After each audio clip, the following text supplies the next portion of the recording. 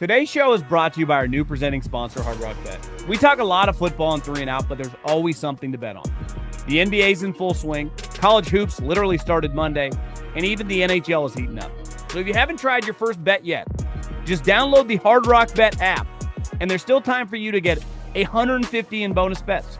Just place a $5 bet, and if it hits, you not only get your winnings, but $150 in extra bonus bets. The Hard Rock Bet Sportsbook app is the only legal sportsbook whenever you're in Florida. And it also is live in Arizona, Ohio, Jersey, Indiana, Tennessee, Virginia, Illinois, Colorado, coming soon in more states near you. So whenever you're listening, just open the app and check out what you've got on any given day of the week. Download the Hard Rock Bet app today and make your first deposit.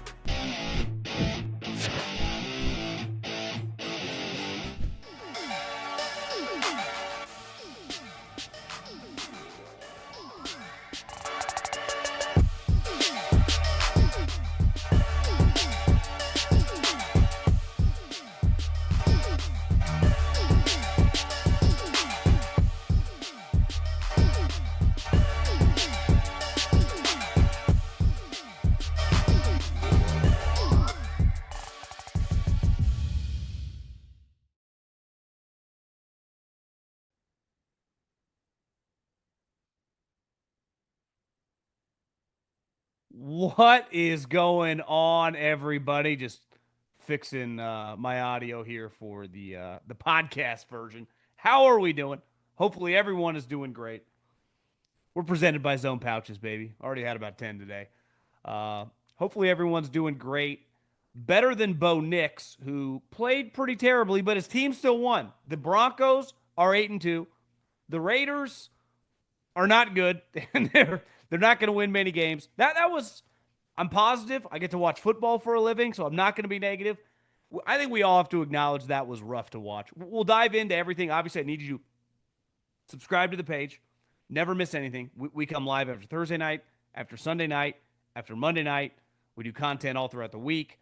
I'm probably not going to break down each individual game this upcoming Sunday because Stuckey, who I recorded with earlier today, we go over a ton of the NFL games, so keep an eye for that video tomorrow. And other than that, we will just dive into Bo Nix, the Denver Broncos, and the Raiders situation. A couple other things from the trade deadline, and then obviously it's Fugazi Friday. So before we dive in, I got to tell you about my friends at Zone Pouches. And this product contains nicotine. Nicotine is an addictive chemical, underage sale prohibited. If you're as competitive as I am, you're always looking for something to help you stay dialed in. And for me, that thing is Zone nicotine pouches. You won't catch me without it. Listen, I got the mint. I've been looking for the dragon fruit. My Chevron's out of it, but mint's. I think I'm playing golf tomorrow afternoon. I'll go through 10 of these, no problem. But here's the great part: these have 20 pouches per can, where the other guys they only offer 15. So choose Zone and dominate the day. Use the promo code 3&OUT. That's the number 3&OUT 20. On nicokick.com/zone for 20% off at checkout. It's time for us to have a conversation. I have tried to stay optimistic.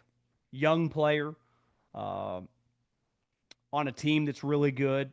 So sometimes they get judged a little bit easier or more difficult than players that are playing in meaningless games, guys on terrible teams. But Bo Nix, the majority of the season, has been atrocious. And tonight, it was like, oh, same thing, starting slow. He's going to have, a big ending, and it never really happened. He was mainly beside a couple passes, not very good. And I think we have to acknowledge something. The Broncos, for me now, officially have a problem in 2025 because they have a defense that is like a Ferrari. I mean, the team speed. One thing about the Broncos, when they've been good on defense over the last decade in the Peyton era, that'd be Peyton Manning, and now the Sean Payton era, is their team speed is elite. Like, it doesn't get any better.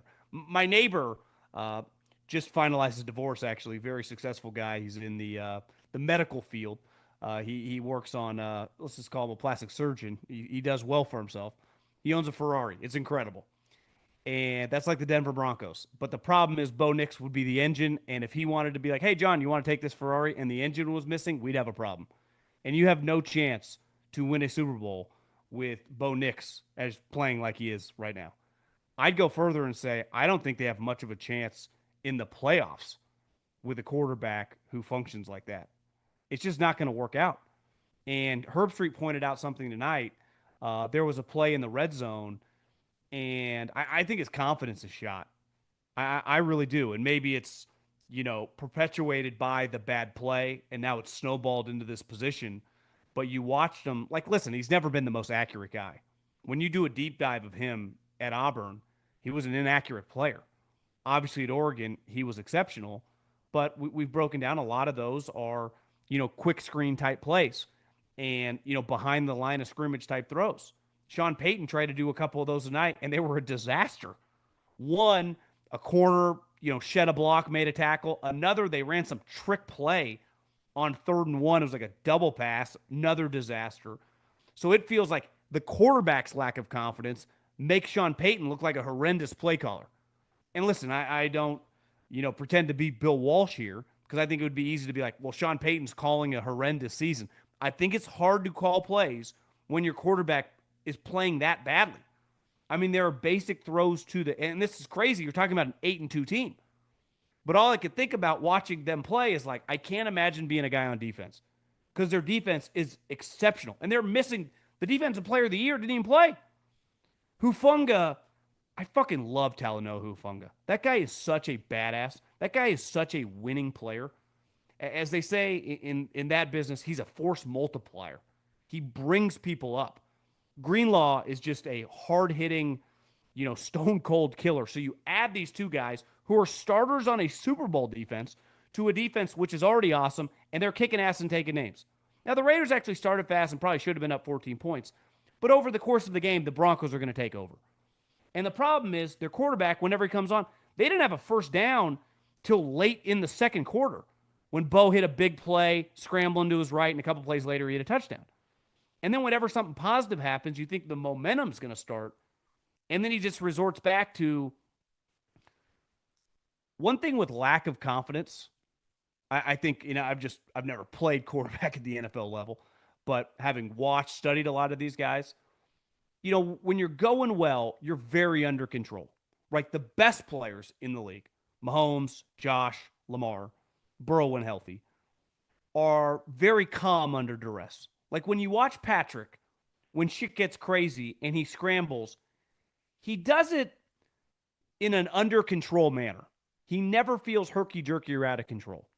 One thing that has vaulted Lamar into into another level over the last 2 or 3, maybe even more than that, 4 years, but definitely the last like 2.5, 3 years to just like unstoppable force when he's on, is his scrambles are like he knows exactly what he's doing and he's not wasting any energy.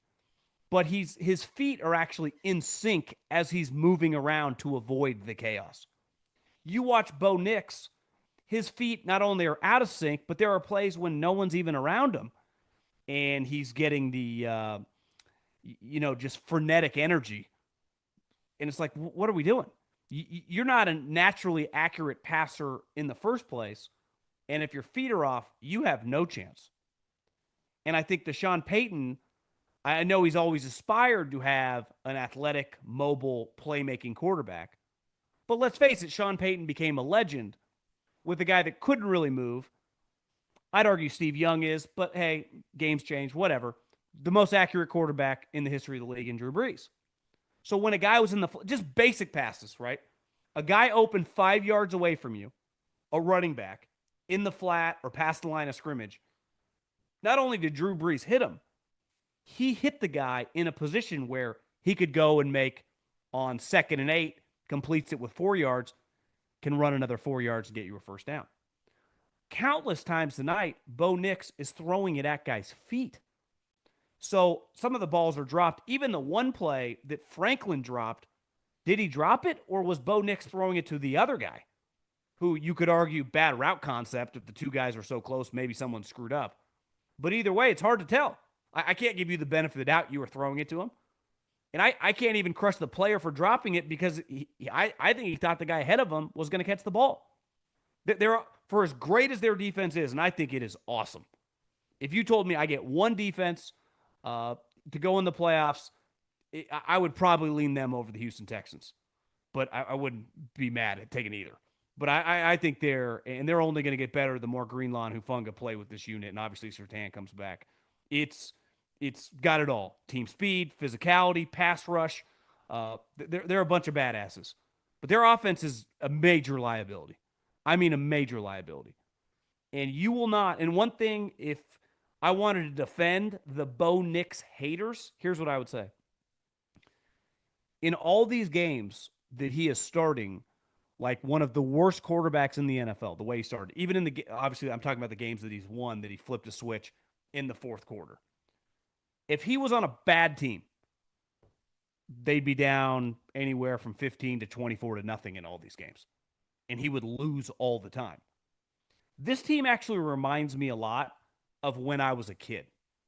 You know, most teams in the NFL had average to below quarterbacks. And back in the 90s, we weren't spreading it out and throwing it all over the place. So if you look at box scores on a weekly basis in like 1996, a lot of dudes throwing in the hundreds, a lot of dudes throwing in the low 200s. It wasn't just, countless 375s and 325s. Like, that's been something during the internet era, especially as the rules have changed. But like when I was a kid, a lot of good teams had awful quarterback play and bad offenses. And some of the great, historically, one of the greatest teams of all time, the 85 Bears, like, I don't think they're exactly known for their passing offense. That's not even the best example because they had Walter Payton. If you go to the 2000 Ravens, it was Trent Dilfer, their offense was horrendous. It didn't matter. Their defense was dominant. That's what this team feels like. The problem is you can never play defense quite like that. Like we were talking right before I hit record, does this team have the ceiling of like, what's a team in the last 10, 15 years that parallels this? And you go a little bit like Seattle, but I think that young Russell Wilson, I know, Sherman and Earl, and I don't think those guys thought Russell was that great, but he was better than this. And Marshawn Lynch was just more of a force. I think J.K. Dobbins pretty good, and I kind of like R.J. Harvey as well too, but when your quarterback is playing like he's playing against the Chiefs, whoever they play in the playoffs, like I'm putting, 12 guys in the box.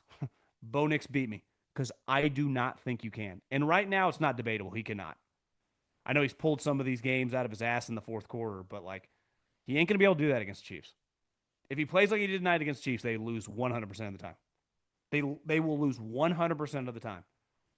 And I'm saying this out of passion because I have a ticket on them to make the Super Bowl. And I watch tonight and I go, John, you got no shot. They're not making the Super Bowl. And I don't know if they're winning a playoff game if this is how he's going to play. You don't just have the Tebow magic at the end of these games. That's not realistic, week in, week out. And I think Sean Payton has a serious problem on his hands. And listen, in sports, right, baseball, basketball, and football, when you're the GM or you're a powerful head coach like Sean, and you put your stamp on a guy, like, this is my guy. It happens a lot in football. In baseball, it's like guys go to the minors, you just let the cream rise. In basketball, it's like, yeah, no shit, you drafted the guy number 3 overall. In football, we see guys all the time drafted in the second round, and a coach will come out and be like, this was my favorite player in the draft. And you're like, and sometimes the guys are awesome, and that coach gets credit. Sometimes the opposite, and we criticize the coach. But Sean Payton, who, listen, isn't hesitant to tell you how he feels, and he's pretty confident in his ability to coach the quarterback. Saying from the high heavens how much he loved this player and how this was his guy. Now, never forget, Bo Nix was the last guy off the board in a historic draft that saw 5 other quarterbacks ahead of him go. Right? So he was like, all these other teams had a chance to draft him too and passed. Now, I'm not trying to act like Monday morning quarterback because I did go back and watch Oregon. Like, I got it. I saw the physical traits. Saw there was a lot there. I thought he was had some project to him. But I listen, draft him in the teens. Like, I understand that. But when you are that inaccurate, and then once you start missing passes, I think it just bleeds into your confidence, and then your feet get all out of whack, and everything's out of whack, your offense doesn't run. And that's what happened tonight. Their offense didn't run. I mean, you're playing the Raiders on a short week at home. Raiders are terrible. And you throw for 150 yards. 150 yards. I just that's concerning. That's really concerning. And it's not even just about the box score. The eye test was worse. And they have this offensive guru calling the plays, but when you pick the wrong player, right, it's just a thing of concern, big picture. Now, unlike some of these other guys, it was, listen, Kyle Shanahan, Shane Steichen, I think we all agree, good offensive coaches. They've selected the wrong guy, too. You make mistakes. Now, Bo Nix is getting a longer leash because the team's winning, so I don't expect him. Those guys weren't starting by year 3. That's not going to happen here. But they do have a problem on their hands. And there's no way you fix it overnight because now we have 2 months of evidence like something is off. And I don't know. I think the Broncos, it's sad because if I'm a Bronco fan, I go, God, if we just had solid quarterback play, we'd probably still be 8-2 or 9-1, but we'd be killing people. We would be lighting them up like a Christmas tree. We would be, remember, Peyton Manning played with the defense that was unstoppable. They boat race people on a weekly basis. Now, I'm not expecting you to just find Peyton Manning 2.0, but if you just had, I don't know, a guy like Dak Prescott or something, your average margin of victory would be double digits. Instead, they are pulling these games out of the crevices of cavities in their body that they have no business doing. And today wasn't quite like that, but beating the Raiders, and I get it, divisional opponent, 10-7, especially for the final, 20 minutes of game time, their quarterback could barely walk. Ashton Jeanty was like, doesn't even look that good. It'd be one thing, it's like, hey, you almost lost. Ashton Jeanty went for $180. Crosby had like 3 sacks. Wasn't the case. Jeanty ran for 3 yards a carry. Brock Bowers had 1 catch. It was a cool catch. But that one's tough. I feel like I'm being negative for a team that's 8-2, but I think we have to sound the alarm a little bit.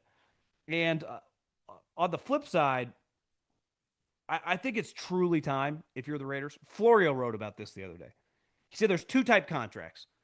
And Florio's pretty good at like breaking down the contracts on Pro Football Talk. And he's like, I don't think I did a good job about this because he gets into the nitty gritty. Sauce Gardner, because I was guilty of this when they signed Sauce Gardner. I'm like, why would you sign a guy that you hadn't coached, that you didn't have to sign yet, if you wanted to let things play out and potentially trade him? Well, it turned out they signed him to a tradable contract. They only paid him like $15 million total. Right? They didn't give him some $50 million signing bonus. So it was a tradable contract. And then he used an example of Myles Garrett this offseason. Myles Garrett was not a tradable contract. Myles Garrett is the type contract you sign that you're stuck with him for a couple years because it would annihilate your cap. Now, who knows? Paul DePodesta burned down the Browns. Like, I'm out of here. I'm going to head to the worst Major League Baseball team. Thanks for your work, Paul. We appreciate it. But when I'm looking at the Raiders, I think we got to be realistic. I'm a huge John Spytek fan. I respect Pete Carroll. Listen, I understand people make fun of him. He's old. Pete Carroll has been winning at the sport of football up until this year for literally 23 straight years. From the start of this century till 2023, he did not lose. Now, he didn't always win big, but even in Seattle, like, had bad seasons, 9 wins. He wasn't having 2-win seasons. That was not happening in Seattle. Obviously, dominated SC, transitioned to Seattle, and never looked back. And he comes to the Raiders, and they're probably headed toward, a 3-win season. It's really ugly. And I think if I'm John Spytek, I sit down with Pete, with Mark Davis, with Tom Brady. We got to be realistic about this, right? We have 3 players that we're not going to touch, right? I guess 2 for sure. Brock Bowers, he's our baby. Ashton Jeanty, we just drafted him 6. I'm not trying to be a hater. I literally root hard for guys that play at Boise State and Fresno State. Like, I like Ashton Jeanty, everything he stands for, his background being an Army brat, the way that he ended up at Boise, his loyalty to Boise. My only issue was that, like, I just don't think I could take him in the top 10. Like I just couldn't do it. But listen, I'm not trying to act like I know more about scouting players than John Spytek. He came on this podcast. They loved him, but he's there and he's there, 6 overall. He can't be dropping passes. He's got to be a dual threat. He's not just a running back. He's got to be a playmaker for them. But he's their guy. Obviously, Maxx Crosby is an elite player, but I don't think he has much value on a team that's doing nothing. And because of the way the Raiders structure contracts, you can trade him this offseason. And you can only go so long. The thing in football, more than some of these other sports, injuries, attrition, wear and tear, your talents can go from like a 9.5 to a 6 really quick, right? Like, let's use baseball, for example. I remember Lincecum. He was throwing 99. Then all of a sudden it's like 94. Then all of a sudden it's like 91. But it's like a gradual progression. I watched this interview Clayton Kershaw did with Dan Patrick. Same thing. It's like I used to throw way harder. I can't throw. But it's a gradual progression. In football, you can go from like all pro to like an off season and get old fast. To go from like I'm just a solid starter. You can go from all pro to below average player within, I would say, 20 games. It can happen fast. And it's why, listen, these guys and their agents, they get very aggressive to get themselves money when they can. I said this yesterday about Brandon Ayuk. Say Brandon Ayuk never plays another snap. The reason he held out, right, was because if something catastrophic happens, I need some security. And in a sport when guys get injured all the time, you got to be ready. So I'm watching Maxx Crosby tonight. He just plays his ass off.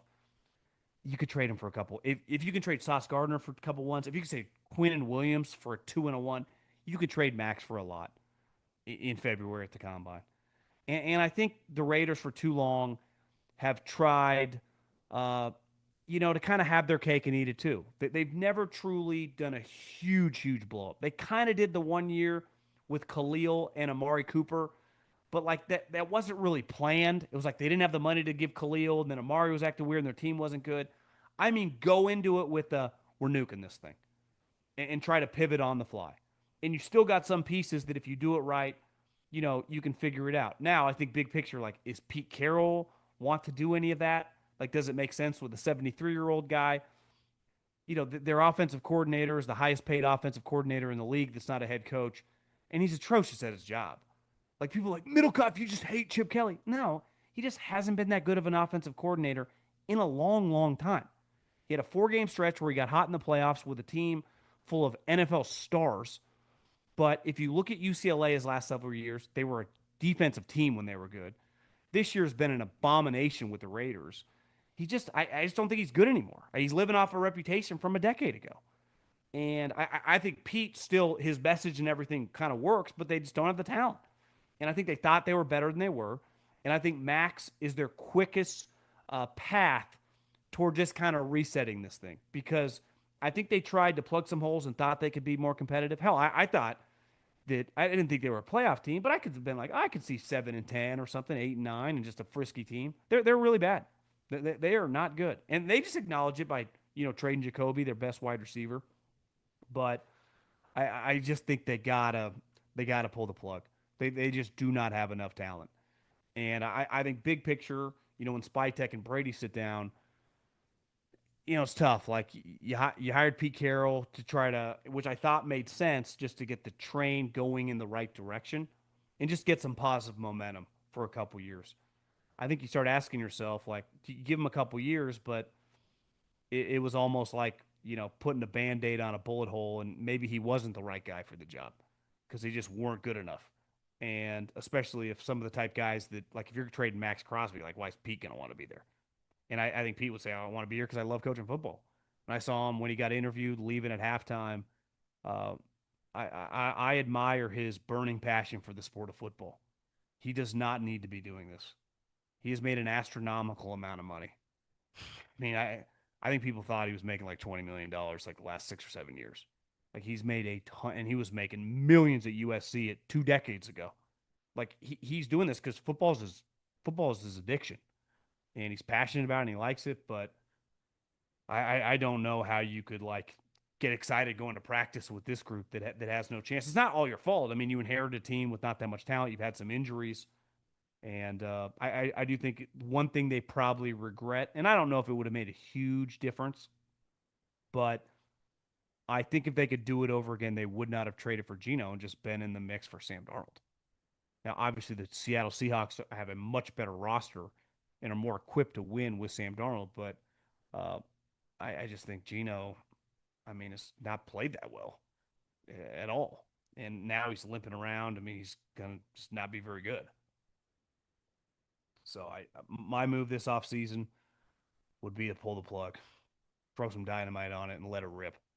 Couple other things I wanted to dive into. I saw some people on the interweb talking about people I guess are mad, like GMs. I saw a lot of people like 49er fans are mad at John Lynch. It's like, guys, their entire team is hurt. You think they're going to trade a first-round pick for Trey Hendrickson? Are you on crack cocaine? What are you guys talking about? How is this? Is this a real conversation or is this internet only? Because if this is a real conversation, maybe I'm out of the loop on like the way fans think. Do people really think this? You seeing the team they're rolling out? They're going to trade a first-round pick? Well, Veach, I guess, was getting some similar heat on the interweb about not trading. You know, it was reported today that he didn't trade a.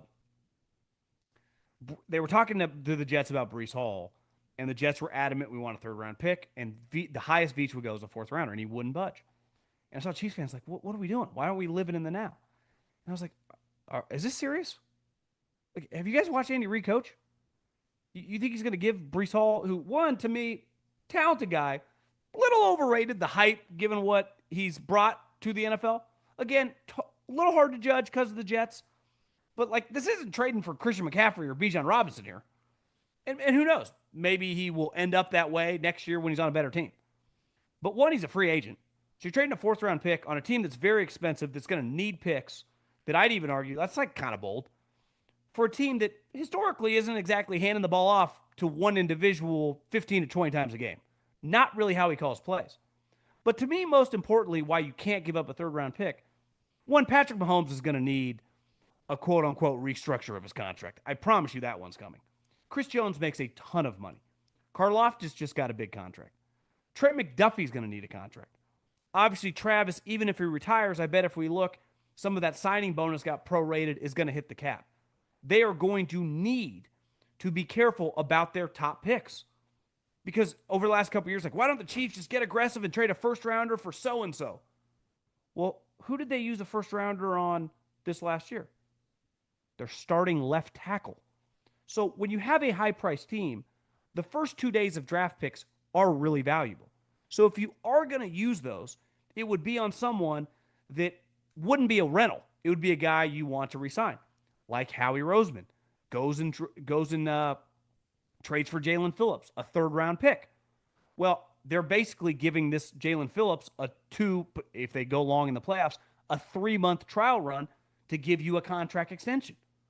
But even if they let Jalen Phillips walk, let's just say it blows up in their face, and he's not good, it doesn't work out, and it's underwhelming. Do you know what Howie Roseman has in his back pocket this offseason? He can trade A.J. Brown. So it's like, oh, yeah, he lost a third-round pick. Well, what do you think he'd get for A.J. Brown this offseason? At minimum, a second and a third, because he makes a lot of money, and who knows? Maybe he can dictate where he wants to go. I don't know if, at his length, time in the NFL, if they get a 1, but he would get, I would say, minimum a second. Potentially, if you told me a second and a fourth, probably. So he has that in his back pocket, and I would say, stop talking about trading A.J. Brown. I watched Howie's press conference 2 days ago after the trade deadline, and when he was asked about it, he didn't just come out and say, like, yeah, we were never thinking about it. We would never do that. He kind of gave, we're into keeping our good players. But he didn't, it wasn't like, if you would ask him, hey, why didn't you trade Jalen Carter? Or why didn't you trade Jalen Hurts? He would have gone, he would have lost it. He would be like, what? Are you guys idiots? That's not the way he took it. I promise you this, A.J. Brown's getting traded this offseason. That's going to happen. And that's how they're going to recoup picks. Well, who are the Chiefs trading? They need that third-round pick. So if you want to say, hey, why weren't the Chiefs involved in trading for some defensive guys? Okay, I can hear that. But drawing a hard line on a price point for a running back that's a free agent that, I don't know, hasn't exactly taken the league by storm, I don't have a big deal with. Uh, let's talk about Daniel Jones because I actually think his agents are about to get in the zone. If you remember, in 2023, Daniel Jones was coming off a career year where I think he accounted for like 20 touchdowns. Not exactly like he threw 45. The Giants went 9-8. They beat Kirk Cousins and the Minnesota Vikings. And it was like, we're in love with Daniel Jones again. How about like 2 years, 50 million? His agents laughed in their face. And they proceeded to dominate the Giants in negotiation. Joe Shane even said, he's like, this negotiation was crazy. And they got $80 million the moment he signed that contract. A year and a half later, he was released in the middle of the season.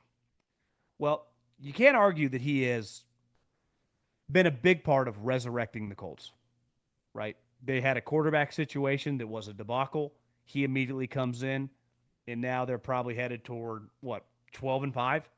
Like, they're not only headed for a good record, they're going to the playoffs. And for the first time in Chris Ballard's tenure, they're more than likely going to win the division. I think his agents have to be licking their chops after this week because that Sauce Gardner trade basically sent out a signal. We are ready to win now. This year, next year, our time is now. Well, when do you think that? When you have a quarterback. Why did Jerry Jones trade for Quinnen Williams? Why I see people call him? He's got Dak Prescott. He's paying him $60 million.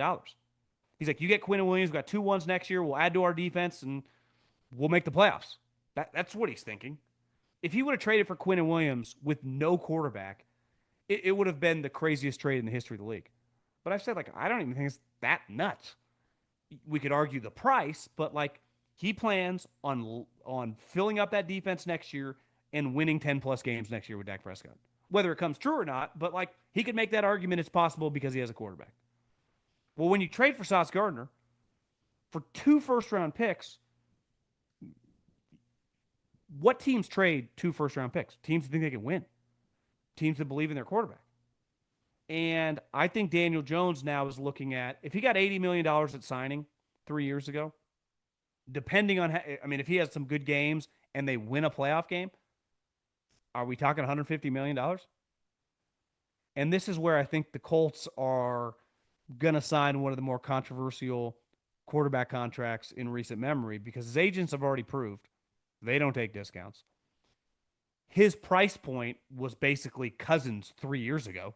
You know, Cousins just made $90 million in 2 years. That's what Daniel Jones did, right? So you factor in inflation, you factor in these new deals. I can imagine Chris Ballard will send his agent Sam Darnold's contract, 3 years, $100 million, $55 million, and they'll laugh. They'll like wipe their ass with the fax or paper. I guess no one faxes anymore, but well, they used to in the NFL contracts. And I just think that the Colts now have backed themselves up into a corner that this is their guy. No one franchises a quarterback, or very rarely, because the price. I haven't even looked at the number, but my guess is, I don't know, minimum low 40s, and all that money goes on your cap. So you try to avoid that at all costs. And you want to sign him to extension, and the extension is going to be really expensive. So the Colts and Daniel Jones, I would say, haven't officially got married yet. That will come when the big contract is signed in February. But they got engaged the moment that Sauce Gardner trade went down. Uh, okay, Fugazi Friday. I got to give myself a little bit of a round of applause. I made it through 60 minutes of hot yoga. Now, I took a different tactic. Last time I went at 6 in the morning. So I definitely didn't hydrate enough. I didn't quite know what I was getting into, and I quit after 40 minutes.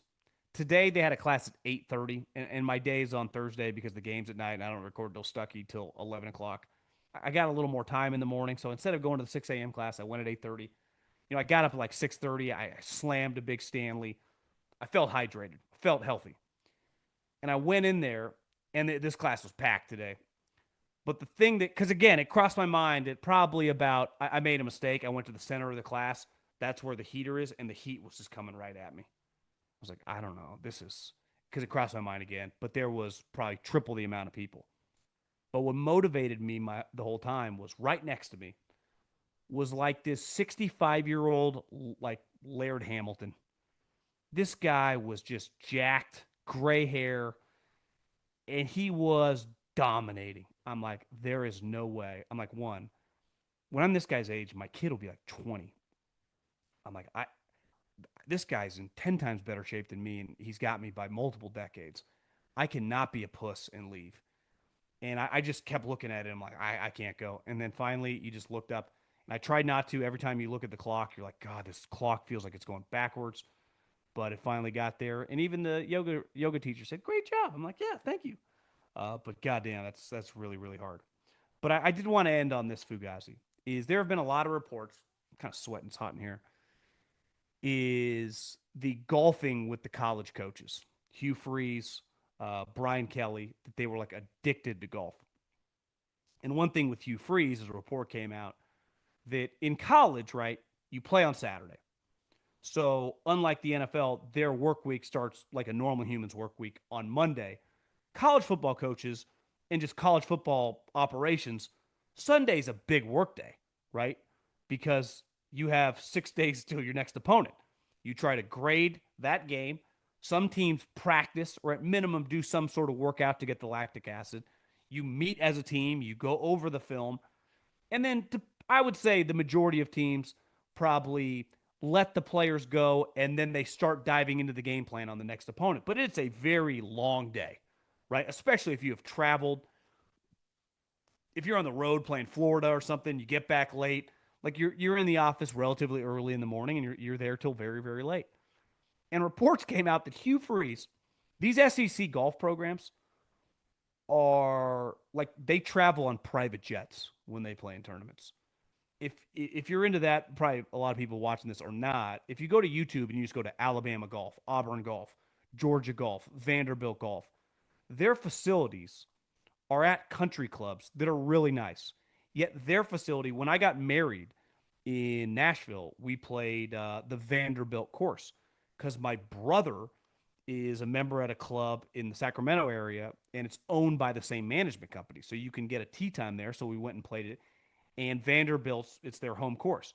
Their clubhouse is just for the players on a golf team, there's less than 12 guys, is bigger than the actual clubhouse at the country club that has 218 holes. When we were leaving, Peyton Manning was in the Vanderbilt area, I think with his young son Marshall, just chipping and putting. It's incredible.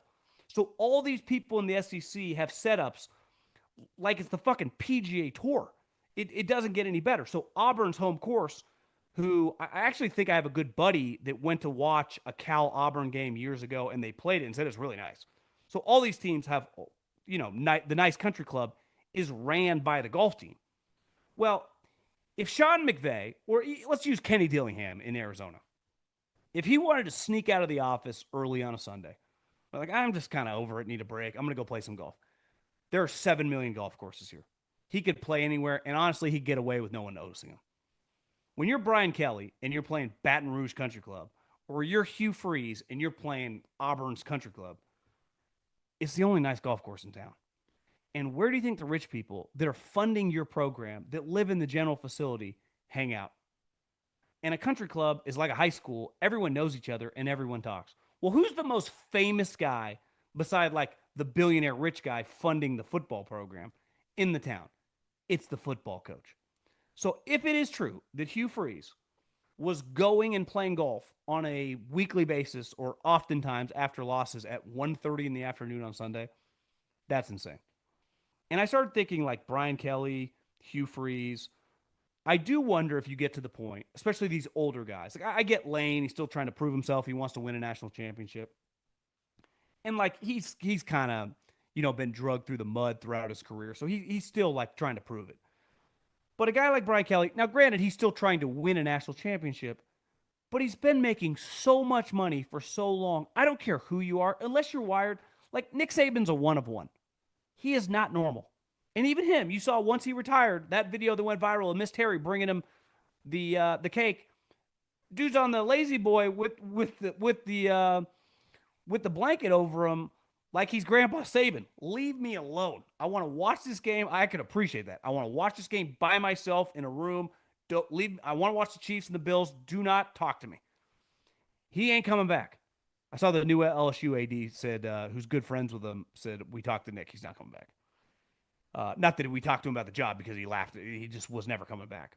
But my point is that these guys were playing golf thinking that like that's not going to get back. And I got to the point where maybe they didn't care.